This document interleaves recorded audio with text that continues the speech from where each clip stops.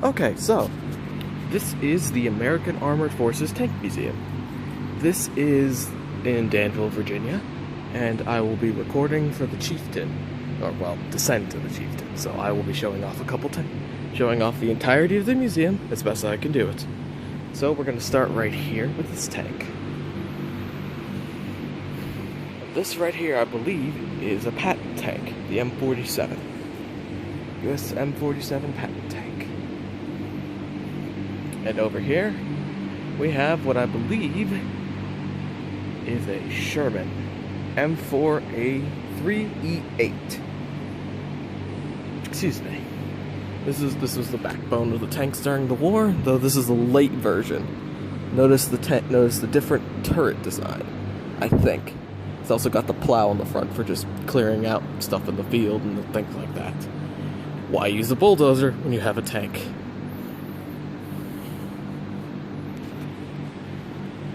As you can see, they got extra track links. Parts of the track. I'm not a tank expert. I don't want to say something wrong. One probably saw this as I was panning around, which we're going to come to next. This is an armored car.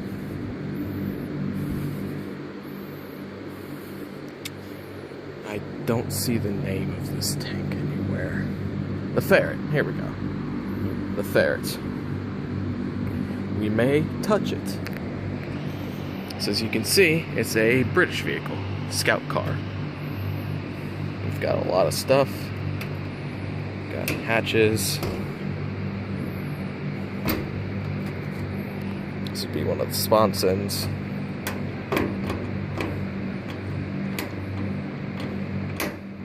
Back up, so it shouldn't be unlocked anyway. Got the carry thing at the back. We've got the engine, and over here I think they're rebuilding something or doing something. I'm not entirely sure what vehicle that goes on.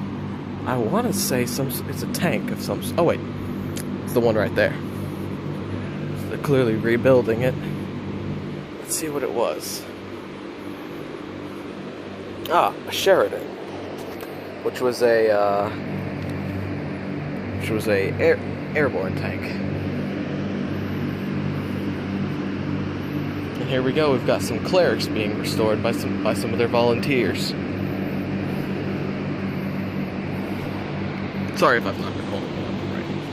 Look at all aim better for a better panning shot. I'm just gonna try and make sure I keep my phone aimed up so I don't unintentionally obscure anything. Here we have a patent tank, M9 Dozer. Wow, that's a big gun, big tank. It's got the cupola mounted machine gun.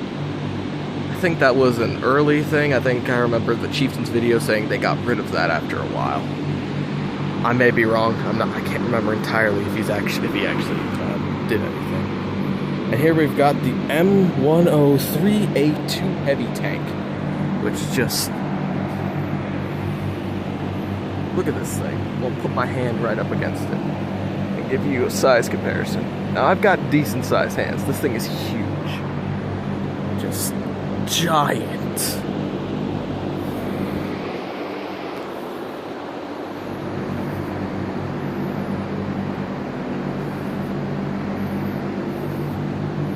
There we've got the mounted 50, I believe. And I think that's an anti-air sponson. Whatever the proper term is. And then over here we've got the last tank on this side. I will be going along that side next. That way I get this entire. I want to believe this is another patent. Yep, another patent. That's a T48.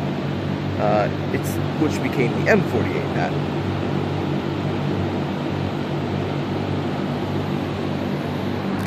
Now, as you can see, in comparison. No, hang on. Let me get that out of the light. Bam. Boom. Big guns. Now we go over here, which that, I believe, is the light vehicle tract, if I'm not mistaken. Thank God for these fans. It is ridiculously hot in here. I am regretting wearing long sleeves and khakis. Yes, here we go. The LVT-4 Water Buffalo.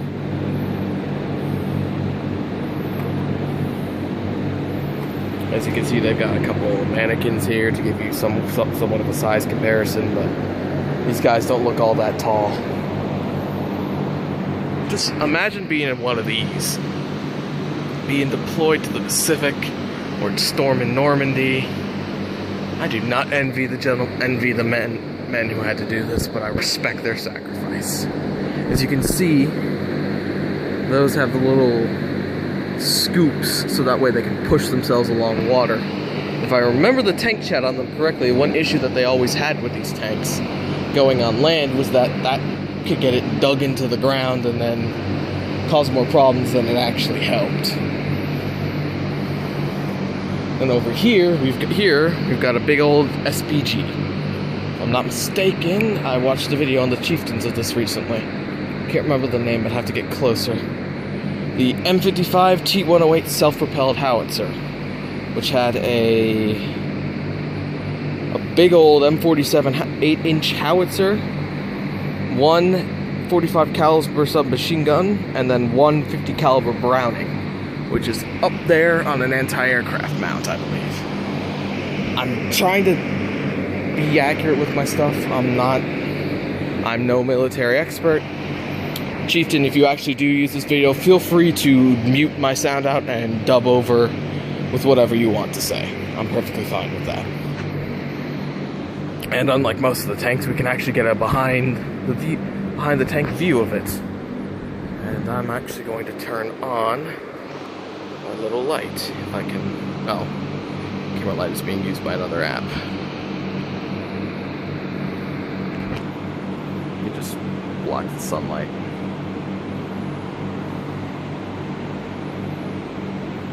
I think that's where some of the rounds may have sat. There's the big old breach. There's the TC, or the commander spot. You can see the cupola. You can see the vision ports. I think the driver sat somewhere. I'm trying to remember. I think that is the driver's spot. What am I saying?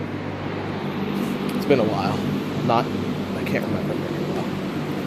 Then over here, this is their entire work zone area where they've got, I think, what looks like another vehicle all the way over there.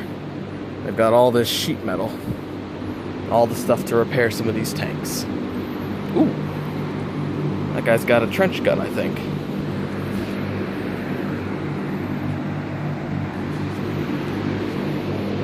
That guy's carrying an M1 carbine, which you can't see because of the darn light.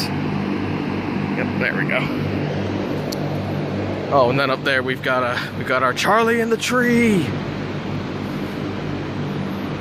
I didn't notice that guy my first time when I was here. Then over here we've got an AA vehicle, which I believe this is a M42A1 Duster, which was which was based off of an anti-aircraft tank. You can see we've got the gunner there. We've got another flexible mount there, and then the two 40mm cannons. And then over here we have a half-track. I'm not going to say which one it is because I'm not entirely sure. Hang on, there's actually a thing here. This is the M16 half-track. Be used in a variety of different roles. You can see they've done a good deal of restoration to it. Not much rust. We've got. I'm pretty sure this is supposed to have something on it, but it might just be a piece of wood. I got the shovel. The Bahamas best. And then the back, you can see it has a thing for a gun mount. We've got boxes of ammo, and then there's there probably could be places to sit. I'm pretty sure with all those bolts in places, they could just remove things and slap seats on here if they wanted to. They probably weren't using them at that point. And here we've got the pride of the Russian armored forces in World War II. That guy's also carrying a Maxim MG something. I can't remember the name of it. My brain's not exactly remembering it very well. But they've lovingly rendered it in what looks to be sort of like, kind of like a Stalingrad-esque thing, because you can see all the building rubble and all that stuff. And here is the big old barrel. It's a beautiful tank. It looks like they removed the machine gun from the mount, but I can't really see in there. But with all the rust on it, this old girl has seen better days, definitely. It's depressing to see a lovely tank like this in such disrepair, but what can they do? There's not really much they can. Oh, I think that says Korean despot. I don't know why I would say that. And here, there's a little squirrel up there. A taxidermy squirrel. It's adorable. This is the M110A2 8-inch self-propelled howitzer. It's now obsolete, though it's still being used by some other nations. This is an ex-USMC version. It's a big old boy. I think that's one of its shells. Hang on. What is this? Let's see. Let's read that. One charge propellant M2 8-inch howitzer propellant explosive solid class LOTBAJ 63530 of 1957. And it was loaded June 1969. That's a big old boy. You can see the seat there. I'm pretty sure. I don't think that's the. I'm not sure if that's the gunner seat. That looks to be like a radio, but I'm not gonna judge or say anything. Here, I think we have a example of a recoilless gun, because you can see with these shells they have all these perforations. That's because some of the blast would go back out, and so that way you wouldn't need. It'd be a lot easier to fire it. I think this is it's a utility truck with a M40 106mm recoilless rifle. As you can see here, they've got it. That's so you can't open the breech, but what you do that, and you put the shell in, and you close it back. It's adjusted here. You can adjust it here. And how do you aim this? I think there's supposed to be a sight here at one point. I'm gonna stop touching things. I don't want to get in trouble. And then here we have a truck of some sort, but does it have its own thing? I'm not. Okay, here it is. It's right here. Let's see what this is.